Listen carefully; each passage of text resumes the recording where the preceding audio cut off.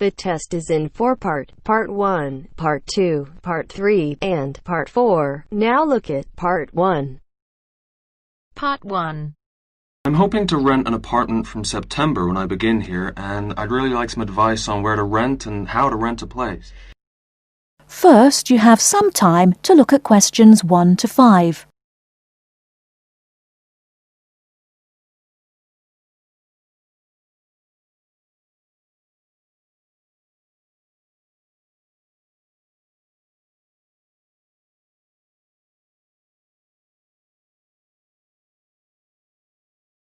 Now we shall begin. You should answer the questions as you listen, because you will not hear the recording a second time. Listen carefully and answer questions 1 to 5. Hi.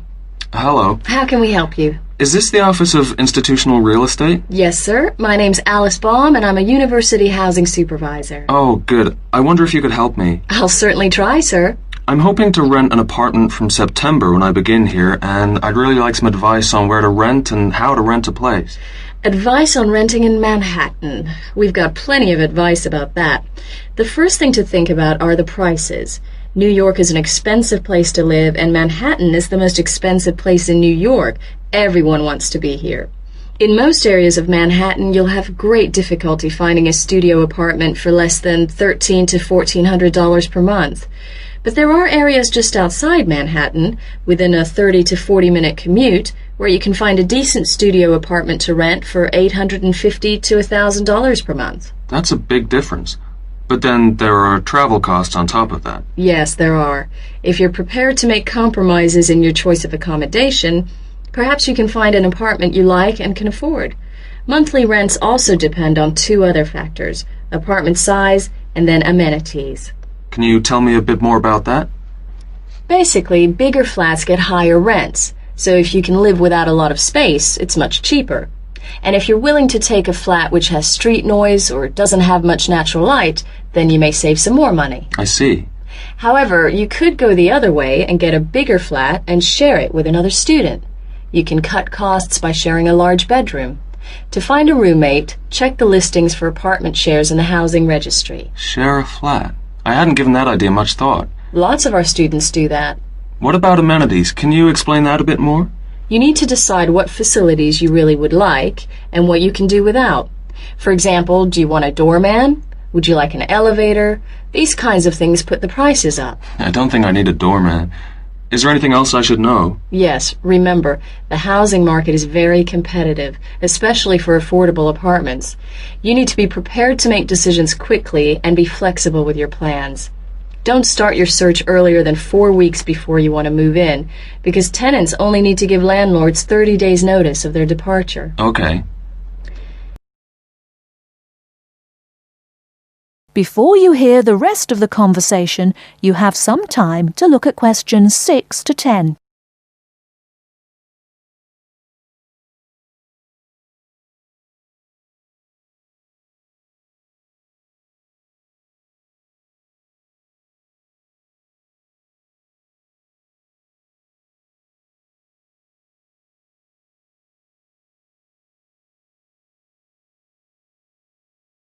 Now listen and answer questions 6 to 10. And make apartment hunting your life for 2 or 3 weeks. That should be enough time to get familiar with the market and find what you're looking for. What's the best way of finding a place? There are really only 2 ways. You do it yourself, or you get someone else to do it for you.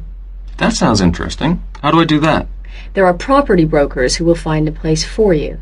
They can guide you to the property of your choice and help you with the paperwork. Well, that sounds great. But they do charge you a commission fee. In Manhattan, expect to pay between 12% and 15% of the year's rent.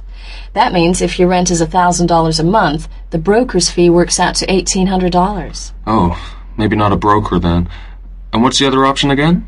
Do the legwork yourself. Look in the classified ads, call landlord companies, and do online searches. Check out our website first. You mentioned paperwork. Could you tell me something about that? Sure. To rent an apartment, you may be asked to complete an application by your prospective landlord.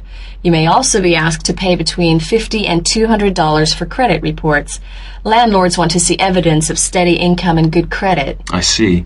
Because you're a full-time student, most landlords will require a guarantor, someone to guarantee you will pay the rent on time. And when the landlord approves your apartment application, be prepared to pay the first month's rent and the deposit when you sign the lease. That's a lot to think about, and it sounds like a lot of hard work. Thank you very much for the advice. You're very welcome, and good luck.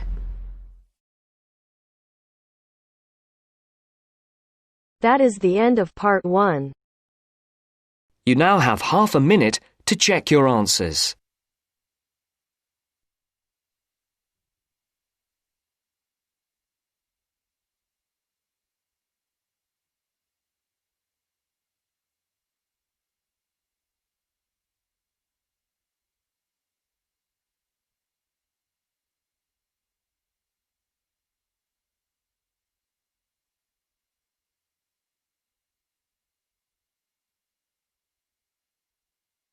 Now turns to part 2.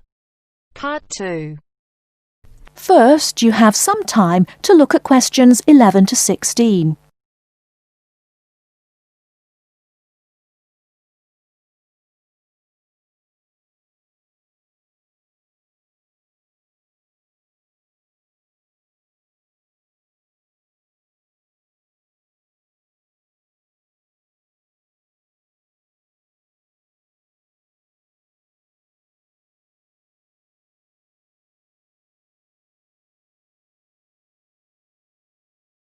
Now, listen carefully and answer questions 11 to 16. Hello, welcome to the university. Let me introduce myself. My name's Helen Brown. I'm the International Office Administrator, and I'm responsible for looking after students here on scholarships, in particular Chevening scholars. Perhaps you could introduce yourselves to me. Hi, I'm Ansgar from Grasse in southern Austria. And my name is Magali. I'm from a town near Montpellier, France. It's a pleasure to meet you. Pleased to meet you too. Nice to meet you. So, let's get started. I'm going to tell you about the schedule for today. Today is your orientation day at the university, and it's going to begin in half an hour at 10 o'clock with a speech from the Vice-Chancellor welcoming you to the university. That's very nice. Where is it? It's in the main hall on floor 3. Okay, but how do we get there? From here, the International Office, go down the corridor, past the lecture theatre and student common room. Then you'll be at the main entrance and you'll see the lift to your left. Take the lift to floor 3 and the main hall entrance is after the buffet. Okay, floor 3 after the buffet.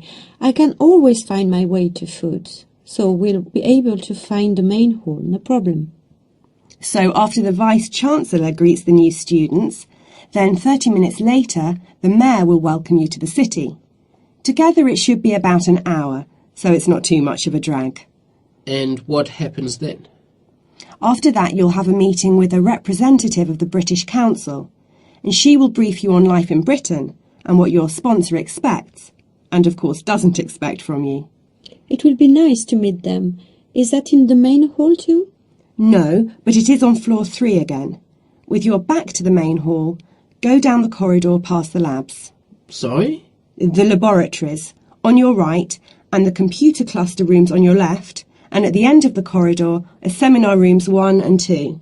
Your meeting is in seminar room 2. Did you mention what time that is? No, I didn't. It's at 11:15 and it should last about half an hour. You'll meet her a number of times during your studies, so it's important to go to that meeting.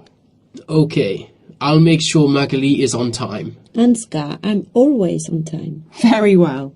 Now for the final part of the morning and lunch, you'll be with your department. We're both doing biomedicine. Oh, that's interesting. But we're not sure how to get to our department. Well, you don't need to go very far from seminar room 2. The laboratories and seminar rooms all belong to your department. So basically, you need to turn left out of seminar room 2 and go past the next 2 teaching rooms. Your departmental office is on the left. Will someone be there to meet us? Oh, but of course. At 12 o'clock, the course administrator will meet you at the departmental office and introduce you to members of staff and the head of department, Professor Heanue. Heanue? How do you spell that? Heanue. He will tell you about the department and your course, the coursework and academic life in Britain.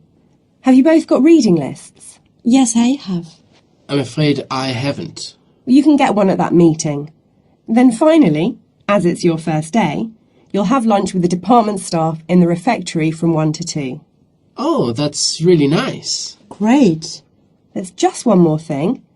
In the afternoon, you have the chance to meet other international students in the main hall again, and you can ask them about their time at the university. That's from 2:30 onwards. I'm looking forward to that.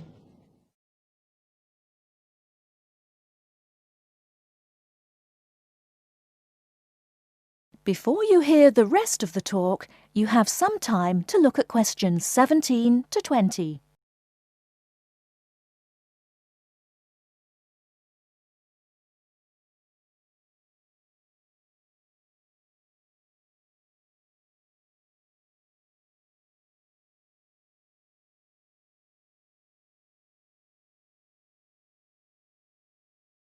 Now listen and answer questions 17 to 20. So you're thinking of opening a bank account with us? That's right. And you are an international student at the university? Yes, I am. And how did you hear about us? From Student Services. They gave me a list of banks near the university, and I chose this one because you have a branch near campus and a student advisor at the bank. Yes, I'm part of the student advice team. There are 3 of us here. Right, now I'll go over the services we offer to international students, and then we can go through a few details before we set up your account. Okay. We can offer you a current or cheque account and a savings account. Do you pay interest on the current account? We do, but not very much, about 1.5%. You get a much better interest rate on the savings account, around 4%. We also give you a free overdraft facility. I'm sorry? If you run out of money, we allow you to spend more money than you have in your account. That's the overdraft. But you can only take out up to £100. If you need more than £100, then you must tell us before you take any more money out. I see. Now, once your current account is open, then you can set up direct debits for any regular payments you need to make. Could you tell me how that works? Well, for instance, let's take your mobile phone. You have to pay a certain amount every month for it. Yes. So you can tell us to pay that amount each month and we'll do it automatically for you. I see. As soon as your account is open, we will send you a debit card, which you must sign immediately and keep in a safe place. Then a day or 2 later we'll send you a personal identification number. A PIN number? Yes, and you must keep the number secret. You can change it if you like when you use it for the first time, but if you change it you must remember the number. If you forget or lose the number, then we have to send you out a new card and a number for security reasons. Okay. The next thing you could do is open a savings account. If you know you have to save a certain amount of money to pay your accommodation or course fees, we can open a savings account for you to put aside some money each week or month. How can I do that? You can manage your accounts in one of 4 ways. You can come into the bank here on the university campus and tell us what you would like to do, or you can call us on 08457 004 004 and instruct us what to do over the phone. That's 24 hours a day, 7 days a week. Alternatively, you can manage your account over the internet. I see. You have to go online and register at our website at www.hsbc.co.uk/online-banking before you can use the service.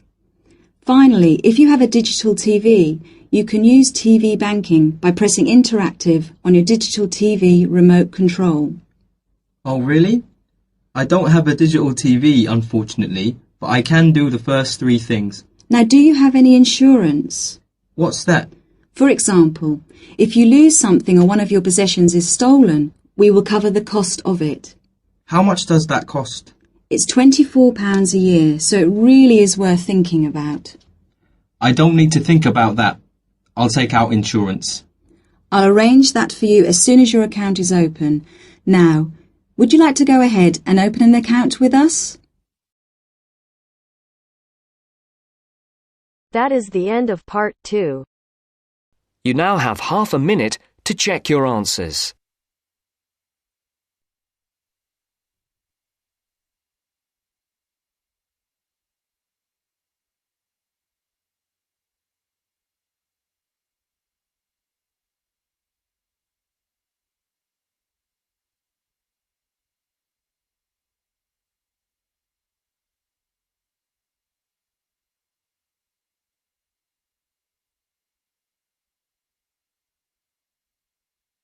Now turns to part 3. Part 3. You will hear 2 business studies students, Evelyn and Mark, preparing for a seminar presentation. Before you hear the conversation, you have some time to look at questions 21 to 25.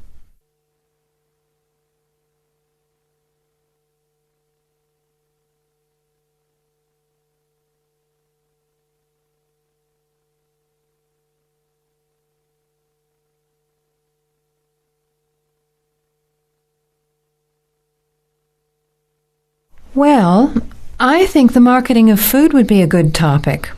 I read a very interesting article the other day about the Canadian food market. I suppose everybody's interested in food, even if it's trying not to eat. Why Canada? I know that's where you come from, but isn't it just all North America, really? No, that's why I thought this article was interesting. Although lots of U.S. companies are well established in Canada, and vice versa, there are still subtle differences between the two markets. It says here, the Canadian market is definitely not a northern clone of the U.S. I like that.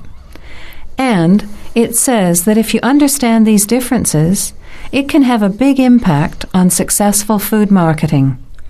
So I know that Canada has a big French-speaking population in Quebec. Is this what they're referring to? Not only French and English speakers, there are many different ethnic groups in Canada. It's really quite multicultural. For example, Toronto has large Asian and Italian populations, and Vancouver's got a large Asian population too. And because Canada's population is small, these groups make quite an impact, introducing new styles of cooking. So you can see lots of unfamiliar vegetables and things in the markets, and new restaurants are opening every day. It's great if you love trying out new foods, as many people do. Which kinds of food are becoming popular? Well, some Asian food, I'd say, has been popular for quite a while, like Chinese. But now, Southeast Asian restaurants are becoming very fashionable. Then there's Mediterranean, of course, such as Greek, Italian, and so on.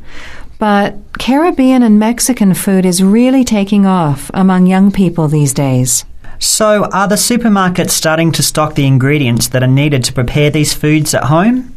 You know, all those unusual condiments and sauces.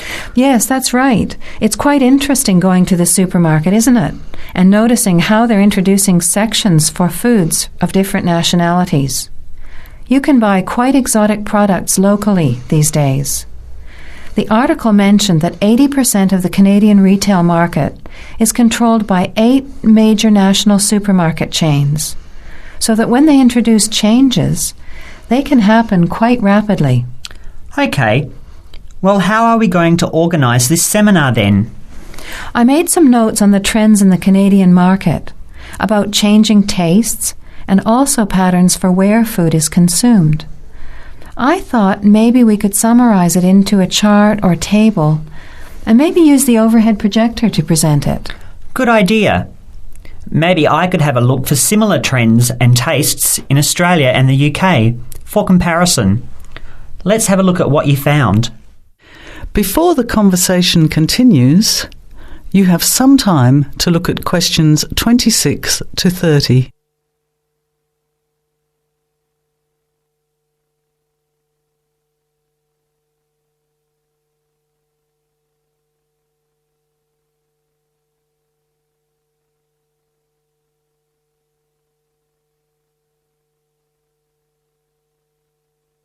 Now, as the conversation continues, answer questions 26 to 30.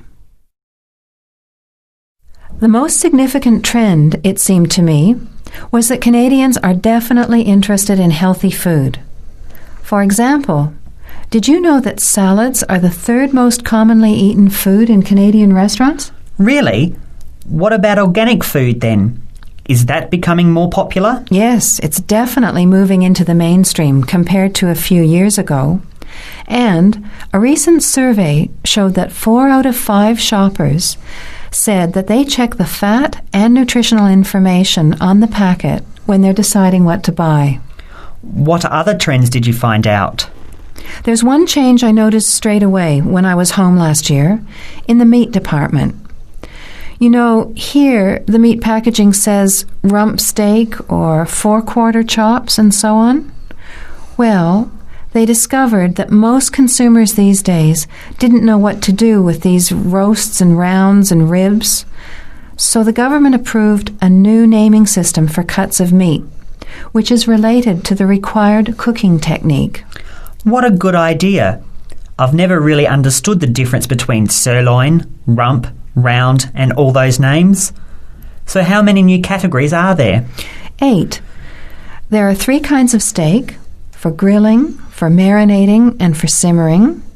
And then there's what they call quick-serve beef, for stir-fries, I suppose. And premium oven roast, pot roast and stewing beef. It's a great idea, isn't it? I hope it catches on here. I agree. Any other trends that you thought were significant? Well, what's really interesting is what the article called mobile meals. In other words, more and more Canadians are eating meals away from home, but not just eating more junk food. They're projecting a 40% increase in snack food sales over the next 3 years, and the growth is coming from healthy snacks. You know, the ones that have less cholesterol and fat, such as muesli bars, health food bars, and those types of products. Apparently, in the food marketing jargon, they're called nutritious portable foods, which means healthy snacks. The other major trend is that young people are doing more of the food shopping these days, so marketing has to be aimed more at them, as well as more conventionally at the mother. Thanks, Evelyn. I think we'll have an interesting discussion about these trends and the comparisons with other English-speaking countries.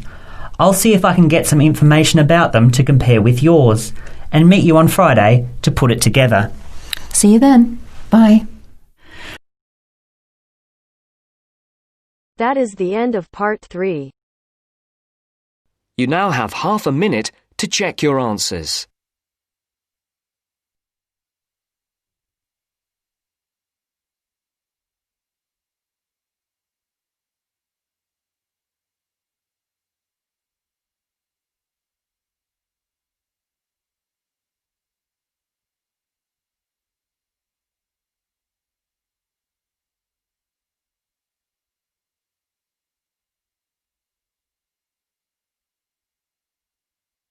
Now turns to part 4.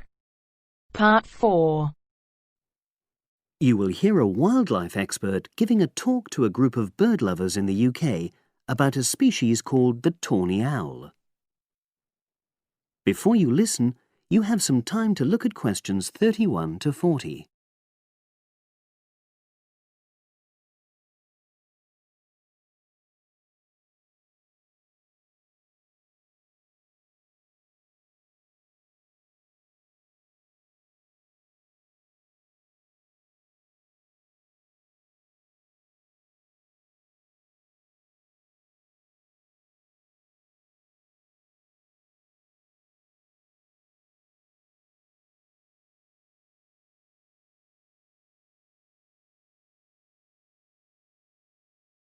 Now listen and answer questions 31 to 40. Good evening, everyone. You're all likely to be familiar with pictures of the tawny owl. Because of all the owl species in the UK, it's actually the most common one. But the chances are that you're more likely to have heard one than actually seen one, as it's also strongly nocturnal. This means that it normally ventures out at night. So, what kind of habitat does the tawny owl prefer? Well, a survey carried out in the 1980s confirmed that this owl is most likely to be found in woodland. If you look at a map of tawny owl distribution across Britain, you'll only see gaps in the treeless marshy areas of eastern England and in some of the more upland parts of northwest Scotland. However, you can sometimes find populations of tawny owls in urban areas too, either in parks or in large gardens. The tawny owl shows some obvious adaptations to its natural habitat. For example, both its wings and its tail are short, which helps it to maneuver through the trees. Also, the bird's plumage is a mixture of brown and grey, and this provides suitable camouflage for when the owl perches up against a tree trunk. Then there are its large eyes. The tawny owl's visual capacities are considerably better than those of humans, and although it can't see in complete darkness, it's sufficiently well equipped to be able to navigate its way around woodland on all but the most overcast nights. Another factor that contributes to the tawny owl's success as a hunter is its excellent memory of the layout of different areas. If you combine this ability with the owl's strongly territorial and sedentary nature, most populations of tawny owl are sit-and-wait predators, you realize that it has a good opportunity to predict where prey might be found. Finally, as well as having large eyes, the owl's sense of hearing is excellent, and this helps it to locate potential prey as it sits on its perch.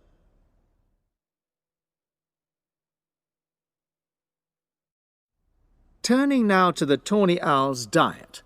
Woodland tawny owls feed mainly on mammals, especially small ones, such as wood mice and bank voles.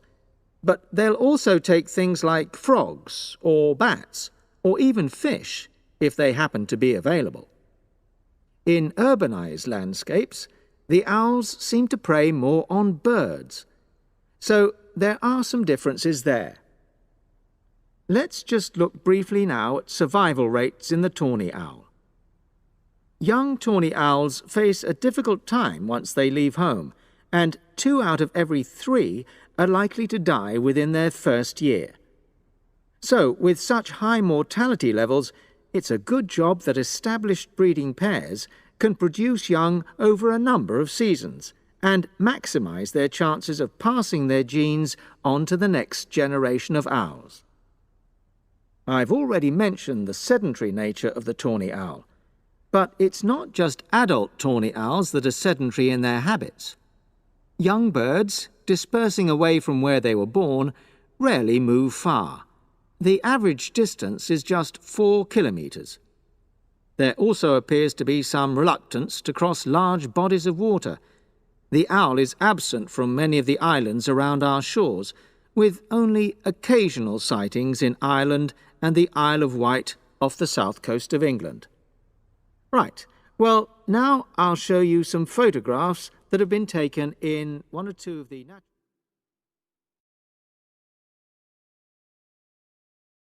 That is the end of part 4. You now have half a minute to check your answers.